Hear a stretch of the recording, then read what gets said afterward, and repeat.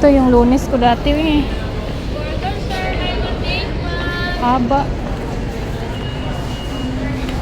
Umaga. Ha? Maaga nga. Ang susunod na istasyon ay United Nations Station. Next station, United Nations Station.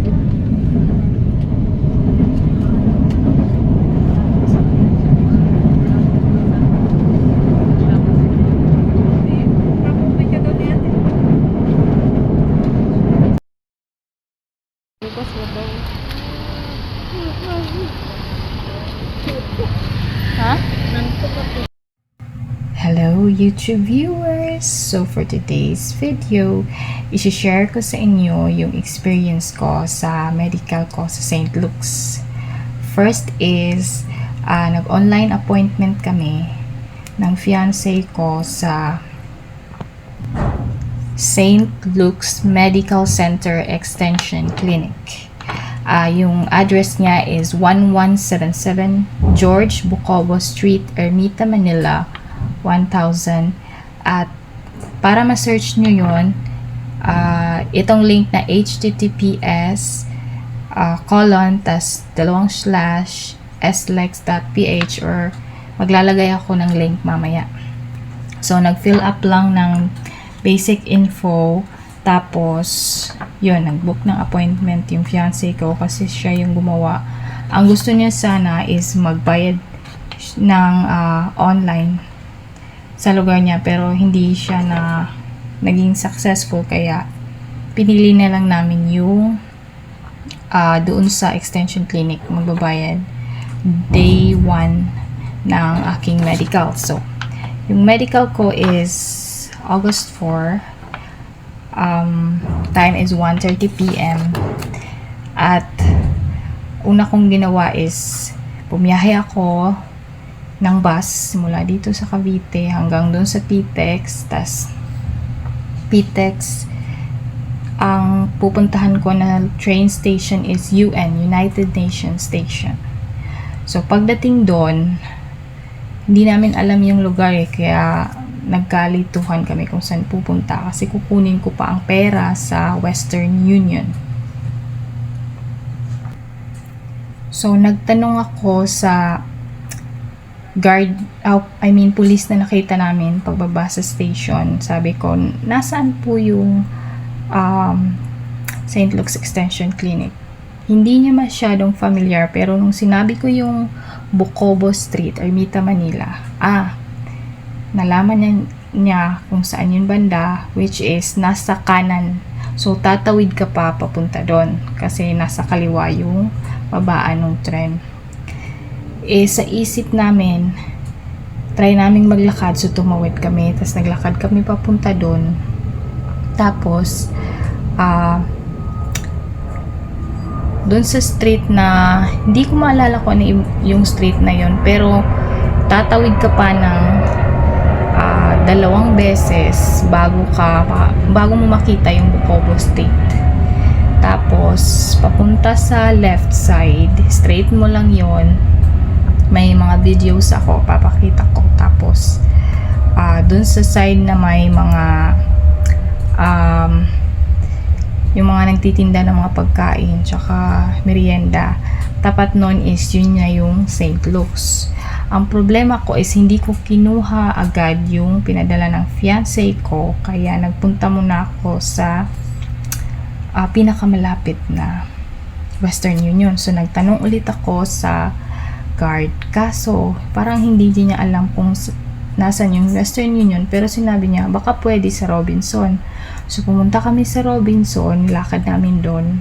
Tapos, pagdating namin doon sa Robinson, tinanong ko ulit yung guard. Sabi niya, ayun, nandun sa may bungad lang yung Western Union.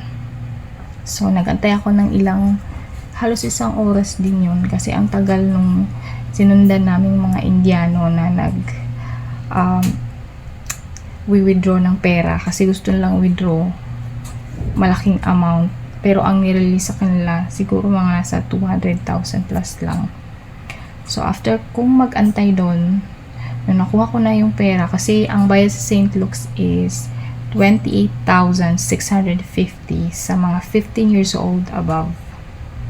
So, pagkuha ko dun sa pera, bumalik ulit kami, lakad lang, papunta doon. Tas, nagmadali kaming mag-lunch dun lang sa harap ng St. Luke's kasi may malaking karinderya doon. Tas, ang mga kumakain, halos lahat galing nagpa-medical sa St. Luke's. Tapos, saktong natapos kaming kumain, almost like mga 1 na siya. Tas 1:30 yung appointment ko. So, pumasok na kami sa entrance. Kaso, hindi pala yun ang entrance sa first day. Kasi pag first day mo, sa kabila ka dadaan. Merong gate doon. Papasok ka sa gate, tapos sasabihin mo sa guard, may appointment ka ng ganitong oras. Papakita mo yung papel mo. Tulad nung sa akin, yung appointment ko. Ito. Tapos, sasabihin niya lang, mag-antay ka kasi magtatawag yun ng oras. Upo ka lang dyan. So, umupo lang ako. Tapos, nagsabi na yung guard, sino yung may appointment ng 1:30, pumunta sa akin. So, pumila lang ako kasi marami kami. Tas, nung pinakita ko na yung yung appointment, may mga ibang requirements din. Una is yung passport mo, tapos yung bio page, yung unang picture yung sa passport mo, tapos K1 FTP, ito appointment, proof of appointment mo sa St. Luke's, appointment confirmation mo ng interview at biometrics sa US Embassy, at ano pa ba? Ito, BS-160. Tapos, nung nakita na ng guard lahat ng papers ko, binigyan niya ako ng number. Tapos, may category na K1.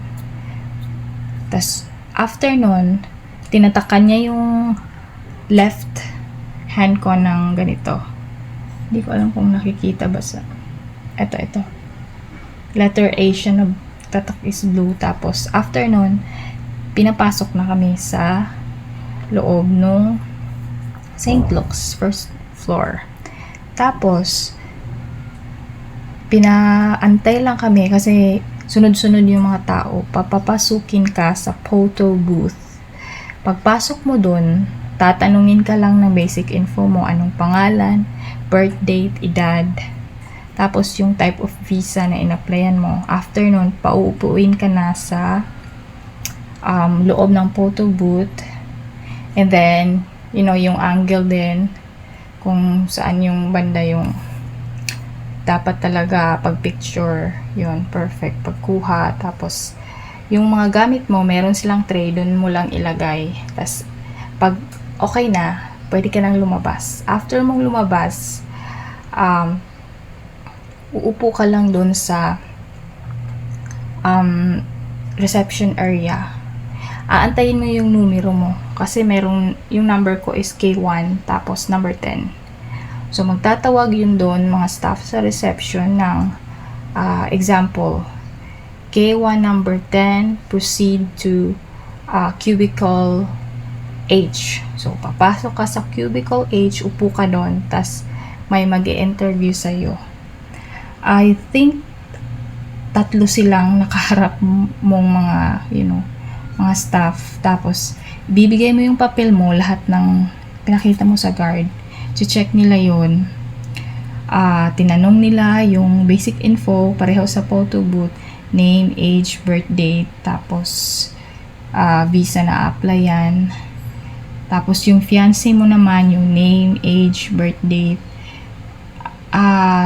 including pala yung email mo, cellphone number, tas email at cellphone number ng fiancé mo. So, after nun, chinek lang nila yung mga papers. After yung GS-160, double check lang. Pinakita din sa'yo yung papers na tiningnan nila. Tapos, papipirmahin ka kung eksakto lahat, tama lahat. ng info. Tas pagkatapos nun, bibigyan ka nila ng number. Ganito, katulad nitong number na to. Etong number na to, ito yung magsisilbing ID mo or number mo sa St. Luke's. Kasi hindi na nila tatawagin yung pangalan mo. Numero na. Kasi pag hindi mo to memorize, kailangan mo tong picturean or i-keep. Magtatawag lang sila ng number, hindi mo alam pangalan mo na pala yung number na yon. So, etong number, tas kinuha nila yung K1 FTP ko, yung passport bio page, chinek nila yung passport, at yung ibang papers, binalik nila yung mga DS-160, tsaka itong appointment sa St. Luke's. Yung appointment sa interview mo sa US Embassy, kukunin nila yon. After nun, pinaakyat na ako sa 5th floor para magbayad ng payment para sa medical ko. So, ito yung receipt. Ang binayaran ko is 28,650. Wala siyang discount kasi wala naman ako. Hindi ako PWD, hindi din senior. Pero pag nasa category ka na yon, pakita mo na agad yung ID mo para may discount ka. So, after nung 5th floor, nagbayad na ako, pinababa ako ng 4th floor para sa blood test or yung kukunan ka ng dugo para sa IGRA test. So, 4 yun na maliliit na tube. Pero, isang anuhan lang. Isang inject lang yun sa'yo. So, chinek lang niya yung ugat kung saan yung kukunin niya, tapos tutusukin lang. Tapos, after nung sa 4th floor, pinapunta naman ako sa 3rd floor ata yun para mag-x-ray. So, nung nagpa-x-ray na, papatanggal lang yung etong damit, tapos yung bra din. Pero yung pants, yung pababa, hindi yung tatanggalin. Tanggalin mo lang yun, iiwan mo lang yun sa loob ng room. Tapos, magsuot ka ng lab gown. Meron na doon. Tapos, magtatawag lang yung taga-medtech na papapasukin ka na. So, pagpapasok ka na, tatanong lang niya yung basic info mo ulit. And then, papupuntahin ka sa may machine. Iaano mo yung neck mo sa taas nung mayroon siyang guide taas nito. Tapos, yung kamay mo, ilalagay mo dun sa, ididikit mo yung katawan mo dun sa, parang plastic siya. And then, magsasabi yung medtech na, hihinga ka ng malalim, tapos, pagsasabihin buga, saka ka lang bubuga. And then, 2 beses niya pinagawa yun sa akin. After nun, pinaalis na ako, tapos yung receipt, bit-bit ko to, meron silang instruction ulit na papupuntahin ako ng hindi ko na maalala kung anong floor yun, basta papupuntahin na ako sa vital signs. So pagpunta ko sa vital signs, chinek lang yung weight, yung height ko, and then yung isa is yung blood pressure. Pagpasok ko doon, binipian ako. Oh my God, ang taas ng BP ko. Siguro yun sa paglalakad ko, pagkuha ng pera, tas nagmamadali ako nun kasi yung oras, baka hindi ako maabot sa appointment. Ang taas ng BP ko, pero sabi nila, ganun talaga pag day 1 mo sa St. Luke's, or yung BP talaga nila, mataas lang. So, sabi nung doktor or nurse ba yun? I think nurse yun, na uulitin yung BP ko kasi mataas. Kaya, habang nag-aantay ng 15 minutes, pwede na daw akong pumunta sa eye test. So, dun lang din yun sa floor na yun. Punta lang ako sa kanan, tas meron siyang plastic na tatakpan yung right eye mo, tas babasahin mo yung nasa monitor, like ANZHU, like that. Tapos, pag nakita na nung ophthalmologist na mabilis naman ako magbasa sa kabila naman sa left eye, takpan ulit ng plastic na parang pang-cover lang ng eyes, tas sa kabila naman basa ka naman. So mabilis lang ako kasi wala namang problema sa eyes ko. Yung iba parang matagal yung kanila kasi may mga eyeglasses kasi sila, hindi nila masyadong makita pag malayo. So after nun, umupo muna ako sa reception dun sa 5th floor, I think yun, 5th floor. Tapos pag upo ko dun, sabi nung doktor, yung number ko tatawagin pababalikin ako para sa blood pressure ko ulit. So pagpasok ko dun, binipihan ulit ako, and good thing bumaba naman siya. And then after nung BP ko is pinababa na ako sa pinapunta pa ako sa reception area kasi yung mga instructions nila about sa mga laboratory test, kada punta mo ng iba't ibang screening or test, simula dun sa pagkuha ng dugo, punta ka muna sa reception, tapos tatawagin ka. Pag x-ray, reception muna, tas tatawagin ka. Tas yung eye test, reception muna, tas tatawagin ka. Ang last is pupunta na ako sa doktor, yung physical exam. So nag-antay ako ng mga ilang minutes kasi nakapila din kami. Yung physical exam is tatanggalin yung damit mo sa taas at pambaba, pero lang yung bra tsaka panty. Tapos magsusuot ka ng lab gown. Una is i-interviewin ka ng doktor kung meron ka bang mga allergies, meron ba ka bang TB dati, may maintenance ka ba, naoperahan ka ba, tapos kung may mga diabetes at iba pang sakit. Yung case ko is naoperahan ako ng thyroid.